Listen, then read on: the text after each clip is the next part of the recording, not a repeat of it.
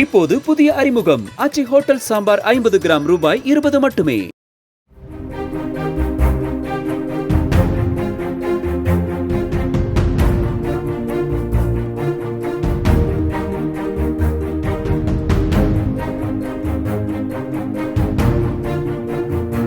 சென்னை வண்ணாரப்பேட்டை வள்ளலார் நகர் மேம்பாலத்தில் வேகமாக சென்ற புல்லட் வாகனம் மழையால் ஈரமான சாலையில் வழுக்கி பக்கவாட்டுச் சுவரில் மோதி கீழே விழுந்தது. தனியார் நிறுவன ஊழியர்கள் 2 படுகாயமடைந்தனர். தனுஷ், ஹரிஹரன் என்ற அந்த இருவரும் கீழே இருந்த குப்பை தொட்டியில் விழுந்ததால் காயத்துடன் தப்பியதாக கூறப்படுகிறது.